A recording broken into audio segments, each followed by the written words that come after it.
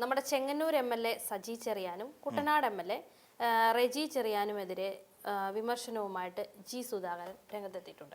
അതായത് ആലപ്പുഴയിലെ വെള്ളക്കെട്ടുമായിട്ട് ബന്ധപ്പെട്ടുണ്ടാക്കി ഇവർ രണ്ടുപേരും പറഞ്ഞ ചില പരാമർശങ്ങൾക്ക് മറുപടി എന്നോണമാണ് ഇപ്പോൾ ഈ പറയുന്ന ജി സുധാകരൻ്റെ മറുപടി വന്നിട്ടുള്ളത്.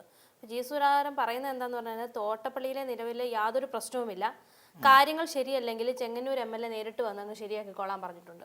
അതുപോലെ തന്നെ വിനോദസഞ്ചാരികളായ രാഷ്ട്രീയക്കാർ തോട്ടപ്പള്ളിയിലെ ആവശ്യമില്ലാത്ത പ്രശ്നങ്ങൾ ഉണ്ടാക്കരുത്, ഇതും ഒരു വാർണിംഗ് കൊടുത്തിട്ടുണ്ട്. അതെ, സജി ചെറിയാനും ജി സുധാകരനും തമ്മിലുള്ള ഒരു പ്രഖ്യാപിതമായ വഴക്കാണ്. പ്രഖ്യാപിതമായ വഴക്കെന്ന് പറഞ്ഞാൽ ഇവർ തമ്മിൽ നേരത്തെ മുതൽ തന്നെ പ്രശ്നമുണ്ട്. അപ്പം ആ പ്രശ്നം നിലനിൽക്കുന്നത് അദ്ദേഹം ഈ സജി ചെറിയാൻ പാർട്ടി ആലപ്പുഴ ജില്ലാ സെക്രട്ടറി ആയിട്ടിരിക്കുന്ന കാലം മുതൽ തന്നെ തുടങ്ങിയതാണ് ഇവർ തമ്മിലുള്ള ഒരു ആശയഭിന്നത. അപ്പം സജി ചെറിയാൻ കാരണമാണ് താൻ പാർട്ടി വിട്ടത് എന്ന് പോലും ഒരു ഘട്ടത്തിൽ ജി സുധാകരനെ വെളിപ്പെടുത്തുന്ന തരത്തിലേക്ക് കാര്യങ്ങൾ പോയിരുന്നു. അന്ന് നിരന്തരമായി ഒരു പാർട്ടി ജില്ലാ സെക്രട്ടറിക്കെതിരെ ഇങ്ങനെ ഒളിയം പെയ്യുന്ന ഒരു സ്വഭാവം ജി സുധാകരനുണ്ടായിരുന്നു. ജി സുധാകരൻ ഇപ്പം UDFൻ്റെ MLA ആണ്, അമ്പലപ്പുഴ MLA ആണ്, അതിനോട് ചേർന്ന് കിടക്കുന്ന പ്രദേശമാണ് കുട്ടനാട്. അപ്പോൾ കുട്ടനാട്ടിലെ ഒരു MLA ഉണ്ട് റെജി ചെറിയാൻ. അപ്പോൾ ഈ ചെറിയന്മാർ അങ്ങോട്ടും ഇങ്ങോട്ടും മാറിപ്പോയെന്ന് എനിക്കറിയില്ല. അപ്പം ഈ റെജി ചെറിയാൻ കേരള കോൺഗ്രസിൻ്റെ ജോസഫ് ഗ്രൂപ്പിൻ്റെ MLA ആണ്. അപ്പം റെജി ചെറിയാനും ഇത്തവണ പറയുന്നത് കുട്ടനാട് ഭയങ്കരമായ ദുരിതത്തിലാണ്, കുട്ടനാട്ടിൽ ഒരുപാട് വെള്ളപ്പൊക്കമുണ്ട്, അത് കാരണം പ്രത്യേകിച്ച് നടപടികളൊന്നും ആയിട്ടില്ല. ഈ തോട്ടപ്പള്ളി സ്പിൽവേയുമായി ബന്ധപ്പെട്ടുകൊണ്ട് തോട്ടപ്പള്ളി സ്പിൽവേയുടെ ഒരു കപ്പാസിറ്റി എന്ന് പറഞ്ഞാൽ 1300 ക്യൂബിക് മീറ്റർ വെള്ളമാണ് പോകുന്നത്. ഇപ്പോൾ പൊയ്ക്കൊണ്ടിരിക്കുന്നത് അതിൻ്റെ പകുതി പോലും ഇല്ല. അപ്പോൾ അത്രയും പോലും ഇത്തവണ വെള്ളം ഒഴുകുന്നില്ല എന്നുള്ളതാണ്. അപ്പം എന്തുകൊണ്ടാണെന്ന് ചോദിച്ചാൽ പൊഴി വേണ്ട രീതിയിൽ ശുചീകരിച്ചിട്ടില്ല, പൊഴിയിൽ വന്നടിഞ്ഞ് വീഴുന്ന മണ്ണെടുപ്പ് കൃത്യമായി നടന്നിട്ടില്ല. അതോടൊപ്പം തന്നെ ഈ തോട്ടപ്പള്ളി സ്പിൽവേയുടെ ആ ഭാഗത്ത് വന്നടിയുന്ന മണ്ണെടുപ്പ് നടന്നിട്ടില്ല. ഇങ്ങനെയായി ഒരുപാട് പ്രതിസന്ധികൾ നേരത്തെ മുതൽ തന്നെ തോട്ടപ്പള്ളിയിൽ ഉണ്ട്. അപ്പോൾ തോട്ടപ്പള്ളിയിലൂടെ പൊഴിയിലേക്ക് വെള്ളം ഇറങ്ങാത്തിടത്തോളം കാലം, പൊഴിയിലൂടെ വെള്ളം പോകാത്തിടത്തോളം കാലം കുട്ടനാട്ടിൽ വെള്ളപ്പൊക്കം ഉണ്ടാകും എന്നുള്ള സ്വാഭാവികമായൊരു കാര്യമാണ്. അപ്പം റെജി ചെറിയാൻ ഇതുമായി ബന്ധപ്പെട്ടുകൊണ്ട് കഴിഞ്ഞ ദിവസം AP അനിൽകുമാറിനെ റവന്യൂ മന്ത്രിയെയും മുഖ്യമന്ത്രിയെയും കോൺടാക്ട് ചെയ്തിരുന്നു. അപ്പം ആ സമയത്ത് ഇവർ രണ്ടുപേരും ഫോൺ എടുത്തില്ല, കാര്യങ്ങൾ അപ്ഡേറ്റ് ചെയ്യാനും ഞങ്ങൾക്കൊരു പരിഹാരം വേണ്ടി. ഇപ്പം നമ്മൾ നോക്കിക്കഴിഞ്ഞാൽ കാണും കുട്ടനാട്ടിൽ വലിയ പ്രശ്നമൊന്നും ഇല്ല നമുക്ക് പറയാൻ പറ്റില്ല. കുട്ടനാടിനെ സംബന്ധിച്ചിടത്തോളം അതൊരു എപ്പോഴും വെള്ളക്കെട്ട് ഉണ്ടാകുന്ന ഒരു പ്രദേശമാണ്. കാര്യം അവിടെ വെള്ളമില്ലാതെ അവിടെ ഒരു പരിപാടിയില്ല. നമ്മൾ ബോട്ട് സർവീസുകൾ ഫുൾ ഫ്ലഡ്ജായിട്ട് നമ്മൾ കാണുന്നത് എവിടെയെന്ന് ചോദിച്ചാൽ ആലപ്പുഴയും കുട്ടനാടും ആ കായലുകളിലാണ് നമ്മൾ കാണുന്നത്, വേമ്പനാട്ട് കായലടക്കം അവിടങ്ങളിൽ ആണ് ഏറ്റവും കൂടുതൽ ബോട്ട് സർവീസുകൾ. ഇപ്പം ആലപ്പുഴയെ മാർക്ക് ചെയ്തിരിക്കുന്നതിൻ്റെ ഹൗസ് ബോട്ടാണ്. അപ്പം ആലപ്പുഴയുടെ ഒരു ഒരു സ്ട്രക്ചർ തന്നെ അങ്ങനെ തന്നെയാണ്. അപ്പം അതിലൂടെ ഈ തോട്ടിലൂടെയും അതിലൂടെ ബോട്ടിലൂടെയാണ് പലരും ആൾക്കാരും യാത്ര ചെയ്യുന്നത്. ഒരു KSRTC ബസ് സർവീസ് നടത്തുന്ന അതേ രീതിയിൽ തന്നെ ബോട്ട് സർവീസും അവിടെ ആലപ്പുഴയെ കേന്ദ്രീകരിച്ചുകൊണ്ട് നടക്കുന്നുണ്ട് എന്നുള്ള കാര്യം നമുക്കൊക്കെ അറിയാവുന്നതാണ്. അപ്പോൾ അവിടെ മഴ പെയ്ത് കഴിഞ്ഞാൽ വെള്ളം ഉണ്ടാകും എന്നുള്ള കാര്യം സ്വാഭാവികമായി ഉണ്ടാകുന്ന ഒരു കാര്യമാണ്. പക്ഷേ ഈ ഓരോ വെള്ളപ്പൊക്ക സമയത്തും ഇവരെ കൃത്യമായി പുനരധിവസിപ്പിക്കുന്നതിനും അല്ലെങ്കിൽ അവരെ ഈ പറയുന്ന ദുരിതാശ്വാസ ക്യാമ്പുകളിലേക്ക് എത്തിക്കുക എന്ന് പറഞ്ഞു കഴിഞ്ഞാൽ അവിടെയുള്ള പൊതുപ്രവർത്തകരുടെയും MLA-മാരുടെയും മന്ത്രിമാരുടെയും ഒക്കെ ചുമതലയാണ്. അതവർ ചെയ്തേ പറ്റൂ. ഇപ്പോൾ ഈ പറയുന്ന മലവെള്ളപ്പാച്ചിലില്ലാന്നേ ഉള്ളൂ, വീടുകളിൽ വെള്ളം കയറുന്നവർ എന്ത് ചെയ്യും? അപ്പോൾ അവരെ മാറ്റി പാർപ്പിക്കണം. അതൊരു അത്യാവശ്യമായ കാര്യമാണ്. അതിനുവേണ്ട കാര്യങ്ങൾ ചെയ്യുക എന്നുള്ളതാണ് ഏതൊരു സർക്കാർ സംവിധാനവും ചെയ്തിരിക്കേണ്ടത്. പിന്നെ റവന്യൂ ഡിപ്പാർട്ട്മെന്റിനെ സംബന്ധിച്ചിടത്തോളം ആ റവന്യൂ ഡിപ്പാർട്ട്മെന്റിന് ചില ഉത്തരവാദിത്തങ്ങൾ നിറവേറ്റാനുണ്ട്. കൃത്യമായി ഒരു പ്രീ മൺസൂൺ, ഇപ്പോൾ മുഖ്യമന്ത്രി നേരത്തെ പറഞ്ഞ കാര്യം പ്രീ മൺസൂൺ പ്രവർത്തനങ്ങളൊക്കെ കോർഡിനേറ്റ് ചെയ്തു. പക്ഷേ നമ്മൾ നോക്കിക്കോളൂ, നമുക്ക് വെള്ളക്കെട്ടുണ്ടാകുന്നു, വെള്ളപ്പൊക്കം ഉണ്ടാകുന്നു, ഇതുമായി ബന്ധപ്പെട്ടുകൊണ്ട് ഈ നമ്മുടെ കഴിഞ്ഞു പോയ 10 വർഷം ഇരുന്ന സർക്കാരിൻ്റെ പ്രവർത്തനങ്ങൾ എടുത്ത് പരിശോധിച്ച് നോക്കിക്കഴിഞ്ഞാൽ ഇത്തവണ അല്ലെങ്കിൽ അവർ നന്നായി പ്രീ മൺസൂൺ കാര്യങ്ങളൊക്കെ ചെയ്തു, ഇനി ഒരു വെള്ളപ്പൊക്കം ഉണ്ടാകാത്ത രീതിയിൽ നമ്മളെ പ്രൊട്ടക്ട് ചെയ്യും എന്നൊക്കെ പറയുകയാണെങ്കിൽ തീർച്ചയായിട്ടും ഇത്തവണ വെള്ളപ്പൊക്കം ഉണ്ടാകാൻ പാടില്ല. കാരണം ഇത്തവണ UDF സർക്കാർ അധികാരം ഏറ്റിട്ട് ആകെപ്പാടെ 2-3 മാസം ആവുന്നേ ഉള്ളൂ. ഈ കാലത്തിനകത്ത് എങ്ങനെയാണ് ഇവിടെ വെള്ളപ്പൊക്കം ഉണ്ടാകുന്നത്? ഇവര് പിന്നെ VD സതീശനും ഈ പറയുന്ന AP അനിൽകുമാറിന്റെ മണ്ണ് കൊണ്ടുവന്ന് ഇറക്കിയതിനകത്ത് ഇല്ല. അപ്പോൾ അവിടെയുള്ള മണ്ണ് നീക്കം ചെയ്യുക എന്നുള്ളതാണ്. അതിന് ഉത്തരവാദിത്തപ്പെട്ടവർ വളരെ കൃത്യമായി പിന്നെ അതിന് വേണ്ട കാര്യങ്ങൾ ചെയ്തിട്ടില്ല എന്നുള്ളതിൻ്റെ മകുടോദാഹരണമാണ്. ഒരുപക്ഷെ ഉദ്യോഗസ്ഥ തലത്തിലുണ്ടായ ഗുരുതരമായ അലംഭാവം തന്നെയായിരിക്കും അതിൻ്റെ കാരണം. അപ്പോൾ പക്ഷേ അദ്ദേഹം പറയുന്ന കാര്യം, പിന്നെ വേറൊരു കാര്യം AC റോഡിനെ കുറിച്ച് അദ്ദേഹം പറയുന്നത്, ആലപ്പുഴ ചങ്ങനാശ്ശേരി റോഡ്. ഒരു കാലത്ത് മഴ പെയ്തു കഴിഞ്ഞാൽ ആലപ്പുഴ ചങ്ങനാശ്ശേരി റോഡിൽ യാത്ര നടക്കില്ല, ഒറ്റ റോഡാണ്, സ്ട്രെയിറ്റ് കിടക്കുന്ന ഒരു റോഡാണ്. അവിടെ വലിയ വളവും തിരിവുകളും ഒന്നും ഇല്ലാതെ സ്ട്രെയിറ്റ് ഒരു വര വരച്ചിട്ടേക്കുന്ന പോലെ സ്ട്രെയിറ്റ് കിടക്കുന്ന റോഡാണ്. ആ റോഡിൽ എല്ലാ കാലത്തും പിന്നെ ചില ആൾക്കാരൊക്കെ വന്ന് കുളിക്കുകയൊക്കെ ചെയ്യും. കാരണം അത്രത്തോളം വെള്ളം പൊങ്ങും. റോഡ് അതായത് ഒരു കാറൊന്നും നമുക്ക് സാധാ ഒരു സെഡാൻ പോലുള്ള കാറുകളൊന്നും, ചെറിയ കാറുകൾ നമുക്ക് അതിൽ കൊണ്ടുപോകാൻ പറ്റില്ല. കാര്യം അത്രത്തോളം വെള്ളം കയറി അങ്ങ് നെകരും. ഇപ്പോൾ ഈ പറയുന്ന പോലെ തോട് ഏതാ റോഡ് ഏതാ എന്നറിയാൻ വയ്യാത്ത ഒരു സാഹചര്യം സ്വാഭാവികമായും പിന്നെ ഈ പറയുന്ന AC റോഡിൽ ഉണ്ടാകുന്നതാണ്. അപ്പോൾ ഇതിൻ്റെ ഒരു പദ്ധതി ഉപയോഗിച്ചുകൊണ്ട് കിഫ്ബി വഴി ഇത് നേരെയാക്കി എടുക്കാൻ വേണ്ടി, കിഫ്ബിയാണോ ഊരാളെങ്കിലാണോ എന്ന് എനിക്ക് കൃത്യമായിട്ട് തന്നെ ഓർമ്മ കിട്ടുന്നില്ല. അപ്പം അവിടെ ഇത് നികത്തി അത് വലിയ പ്ലാനായിരുന്നു. മാസങ്ങളോളം നീണ്ടു നിന്ന് നിർമ്മാണ പ്രവർത്തനങ്ങൾ നടത്തി. എന്തുകൊണ്ടാണെന്ന് വെച്ചാൽ വെള്ളം കയറാത്ത രീതിയിൽ ഇനിയൊരു വെള്ളപ്പൊക്കം ഉണ്ടായാൽ കൂടിയും ഈ റോഡിൽ, അതായത് നമ്മുടെ ഈ AC റോഡിൽ വെള്ളം ഒരിടത്ത് ഉണ്ടാകരുത് എന്നുള്ള രീതിക്ക് റോഡ് ഉയർത്തി, കാര്യക്ഷമമായി റോഡ് ഉയർത്തുന്ന ഒരു സമീപനം ഉണ്ടായി. പക്ഷേ എന്നിട്ടും അവിടെ വെള്ളത്തിന് കുറവില്ല. അതിനകത്ത് 1000 കോടിയാണ് ആ പ്രോജക്റ്റിന് വേണ്ടിയിട്ട് സർക്കാർ ഇംപ്ലിമെന്റ് ചെയ്തത്. പക്ഷെ അതിനകത്ത് നിന്ന് 300 കോടി എവിടെ പോയി എന്നുള്ള കാര്യം ഇപ്പോഴും അറിയില്ല എന്ന് ജി സുധാകരൻ ഉയർത്തുന്ന ഗുരുതരമായ ആരോപണമാണ്. ആ പണം എവിടേക്കാണ് വകമാറ്റി ചെലവഴിച്ചത് എന്നുള്ള കാര്യവും സർക്കാർ വ്യക്തമാക്കണം എന്ന് തന്നെയാണ് ജി സുധാകരൻ എന്ന് പറയുന്ന MLA പറഞ്ഞിരിക്കുക. അതേ അമ്പലപ്പുഴ MLA ആണല്ലോ. അപ്പോൾ പുള്ളി ഇതിനു മുൻപ് പൊതുമരാമത്ത് വകുപ്പ് ഹാൻഡിൽ ചെയ്ത ഒരു മന്ത്രി കൂടിയാണ്. അപ്പോൾ പുള്ളിക്ക് അറിയാം എന്തൊക്കെയാണ് എവിടേക്കാണ് ഈ പ്രതിസന്ധി ഉണ്ടായിരിക്കുക എന്നുള്ള കാര്യം. അപ്പോൾ അതിനെക്കുറിച്ചും വ്യക്തമായ അന്വേഷണം നടന്നു.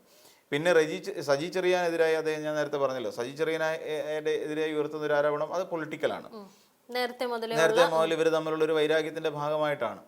അപ്പം ഇവിടെ നമ്മൾ നോക്കിയുള്ളൂ 2018 വെള്ളപ്പൊക്കം. 2018 ഇങ്ങനെ ഒരു വെള്ളപ്പൊക്കം ഉണ്ടാകുമെന്നും കേരളത്തിൽ ഇത്രയധികം ജീവനാശം ഉണ്ടാകുമെന്നൊന്നും ഒരു കുഞ്ഞുപോലും ചിന്തിച്ച കാര്യമല്ല. അന്ന് നമ്മൾ ആലോചിച്ച് നോക്കിക്കോളൂ. അതിനു മുമ്പ് നമുക്ക് വെള്ളപ്പൊക്കം ഉണ്ടായിട്ടുണ്ട്, അതിന് മുമ്പ് നമുക്ക് മഴ പെയ്തിട്ടുണ്ട്, അതിനു മുൻപ് പിന്നെ നദികൾ കരകവിഞ്ഞൊഴുകിയിട്ടുണ്ട്. പക്ഷെ അപ്പോഴൊന്നും ചെങ്ങന്നൂർ മേഖലയിലോ അല്ലെങ്കിൽ പന്തളം പാണ്ടനാട് തുടങ്ങിയ മേഖലകളിലോ ഒന്നും ഇതുമായി ബന്ധപ്പെട്ടുകൊണ്ട് യാതൊരു പ്രശ്നങ്ങളും ഉണ്ടായിരുന്നില്ല. അതേസമയം 2018 അതുകൊണ്ട് തന്നെയാണ് അതിനെ നൂറ്റാണ്ട് കണ്ട മഹാപ്രളയം, എനിക്കൊന്നും 1971 എങ്ങാണ്ടാണ്, ഇങ്ങനെ 76 മറ്റോ ആണ് ഇതുപോലെ ഒരു വെള്ളപ്പൊക്കം കേരളത്തിൽ ഉണ്ടാകുന്നത്, ഫ്ലഡ് ഉണ്ടാകുന്നത്. അതിനുശേഷം വേണ്ട രീതിയിൽ ഈ ഫ്ലഡ് ഉണ്ടാകാത്ത രീതിയിൽ എനിക്ക് തോന്നുന്നു ഫ്ലഡ് ഉണ്ടാകാതിരിക്കാൻ വേണ്ട എല്ലാ നടപടികളും സ്വീകരിച്ചുകൊണ്ടായിരിക്കാം ഒരു പക്ഷേ പിന്നീട് അങ്ങനെ ഒരു വെള്ളപ്പൊക്കം നമുക്ക് ഫേസ് ചെയ്യേണ്ടതായിട്ട് വരാഞ്ഞത്. എന്നാൽ അന്ന് ഇത് അൺകൺട്രോളബിൾ എന്ന് പറയുന്ന ഒരു സാഹചര്യത്തിലാണ്. നമുക്കൊരിക്കലും ഇത് എങ്ങനെ മാനേജ് ചെയ്യണമെന്ന് പോലും അറിയാൻ വയ്യാത്ത ഒരു സാഹചര്യത്തിലാണ് അന്ന് കേരളം വിറങ്ങലിച്ചു പോയത്. അപ്പോൾ ആ സാഹചര്യത്തിൽ സ്വാഭാവികമായിട്ടും സജി ചെറിയാൻ എന്ന് പറയുന്ന MLA ആ നാടിൻ്റെ ഉത്തരവാദിത്വം ഏറ്റെടുത്തുകൊണ്ട് അവിടെ നിന്നുകൊണ്ട് കരഞ്ഞിട്ടുണ്ടാകാം. അയ്യോ അമ്മയെ രക്ഷിക്കണേ എന്നും പറഞ്ഞിട്ട് കരഞ്ഞിട്ടുണ്ടാകും. അത് ജി സുധാകരൻ ഇപ്പോൾ പറയുമ്പോൾ അതൊരു പൊളിറ്റിക്കൽ ആരോപണം എന്നുള്ള നിലയിൽ തന്നെ നമ്മൾ കാണേണ്ടതുണ്ട്. അപ്പോൾ പിന്നെ അതിനെ അങ്ങനെ ആ ലെവലിൽ തന്നെ കണ്ടാൽ മതി. പിന്നെ അവിടെ ഈ ഉണ്ടായിരിക്കുന്ന പ്രശ്നങ്ങൾ മറികടക്കാൻ, അല്ലെങ്കിൽ ഇപ്പോൾ തോട്ടപ്പള്ളി സ്പിൽവേയുമായി ബന്ധപ്പെട്ടുകൊണ്ട് അതിലൂടെ വെള്ളം കൃത്യമായി പോകുന്നില്ല, അല്ലെങ്കിൽ അവിടുത്തെ മണൽ നീക്കവുമായി ബന്ധപ്പെട്ടുകൊണ്ട് ഇത്തരം കാര്യങ്ങളിൽ അമ്പലപ്പുഴ MLAയും കുട്ടനാട് MLAയും യോജിച്ച് പ്രവർത്തിക്കേണ്ട ഒരു സാഹചര്യമാണ് ശരിക്കും ഉള്ളത്. ഇപ്പം എനിക്ക് തോന്നുന്നു ആലപ്പുഴ ജില്ലയുടെ കോർഡിനേഷൻ കൊടുത്തിരിക്കുന്നത് M. ലിജുവിനാണ്, മന്ത്രി. അദ്ദേഹം വളരെ, എനിക്ക് തോന്നുന്നു അദ്ദേഹം പറ്റാവുന്നിടത്തെല്ലാം ലിജു ഓടിയെത്തുന്നുണ്ട്. അദ്ദേഹം പലയിടങ്ങളിലും, ഇപ്പം അദ്ദേഹത്തിൻ്റെ കായംകുളം മണ്ഡലത്തിൽ മാത്രമല്ല അദ്ദേഹം നിൽക്കുന്നത്. അപ്പം അദ്ദേഹം പല മണ്ഡലങ്ങളിലേക്കും അദ്ദേഹത്തിന് ആലപ്പുഴ ജില്ലയിൽ അദ്ദേഹത്തിന് എവിടെയൊക്കെ ഓടിയെത്താൻ കഴിയുമെന്ന് വെച്ചാൽ അവിടെ എല്ലാം അദ്ദേഹം ഓടിയെത്തുന്നുണ്ട്. പ്രവർത്തനങ്ങൾ വേണ്ട രീതിയിൽ കോർഡിനേറ്റ് ചെയ്യുന്നുണ്ട്.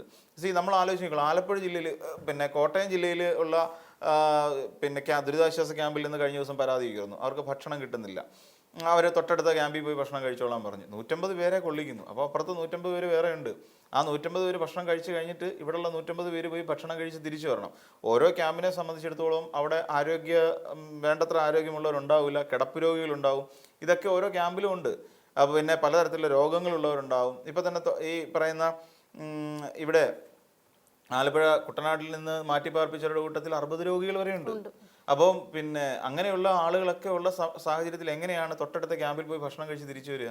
ഇതൊക്കെ ഒരു പ്രാക്ടിക്കൽ പ്രോബ്ലംസ് ആണ്. പക്ഷെ അങ്ങനെ ഉണ്ടെങ്കിൽ കൂടിയും ഇവിടെ നമ്മൾ നോക്കിക്കോളൂ, ആലപ്പുഴ ജില്ലയിൽ ഇതുവരെ അങ്ങനെ ഒരു പരാതി ഞങ്ങൾക്ക് ഭക്ഷണം കിട്ടുന്നില്ലെന്നോ അല്ലെങ്കിൽ ഞങ്ങൾക്ക് എന്തെങ്കിലും പ്രശ്നങ്ങളുള്ളതായിട്ടോ ഞങ്ങൾക്ക് മെഡിസിൻ കിട്ടുന്നില്ലെന്നോ അങ്ങനെ പരാതിയൊന്നും ഉയർന്നിട്ടില്ല എന്നുള്ളത് ഇപ്പം എനിക്ക് തോന്നുന്നു ലിജുവിൻ്റെ ഒരു കഴിവ് തന്നെയാണ്. അതിനെ കോർഡിനേറ്റ് ചെയ്യാനായിട്ട് വന്ന മന്ത്രി ലിജുവിൻ്റെ ഒരു കഴിവായിട്ട് തന്നെ നമുക്ക് പറയേണ്ടി വരും.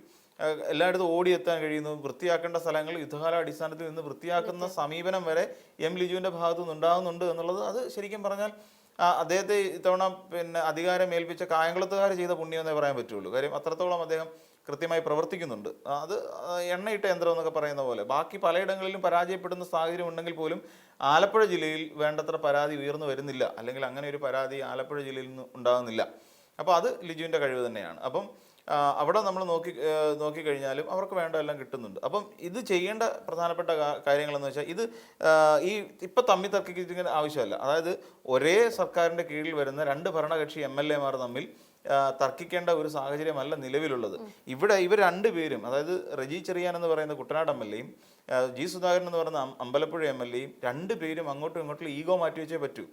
കാര്യം ഇത് ജി സുധാകരനെ പേഴ്സണലായിട്ട് ബാധിക്കുന്ന വിഷയമല്ല, റെജി ചെറിയാനെയും വ്യക്തിപരമായി ബാധിക്കില്ല. അല്ലെങ്കിൽ റെജി ചെറിയാനെ സംബന്ധിച്ചിടത്തോളം റെജി ചെറിയാൻ്റെ വീട്ടിൽ ചിലപ്പോൾ വെള്ളം കയറിയിട്ടുണ്ടാവില്ല, നമ്മുടെ ജി സുധാകരൻ്റെ വീട്ടിലും വെള്ളം കയറിയിട്ടുണ്ടാവില്ല.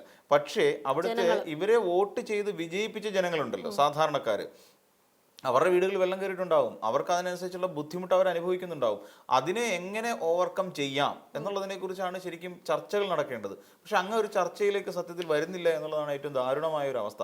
അതിന് പകരം പരസ്പരം ചെളിവാരി എറിയാനും അവരെയൊക്കെ ഈ പറയുന്ന ദുരിതാശ്വാസം അല്ലെങ്കിൽ ദുരിതം നടക്കുന്ന സമയത്ത് അവിടെ വിനോദസഞ്ചാരികളായിട്ട് വരുന്നവർ എന്നൊക്കെ വിളിച്ച് ആക്ഷേപിക്കുന്നതിന് പകരം ഒരു മുതിർന്ന നേതാവ് എന്നുള്ള നിലയിൽ നിന്നുകൊണ്ട്, എൻ്റെ ഒരു അഭിപ്രായം ഇതാണ്, ഒരു മുതിർന്ന നേതാവ് എന്നുള്ള നിലയിൽ നിന്നുകൊണ്ട് കാര്യപ്രാപ്തിയോടെ, ഇപ്പം എനിക്ക് തോന്നുന്നു 58 വയസ്സോ മറ്റോ ഉള്ളൂ എന്ന് തോന്നുന്നു നമ്മുടെ റെജി ചെറിയാനെ പോലെ ഒരു പിന്നെ MLA-ക്ക്.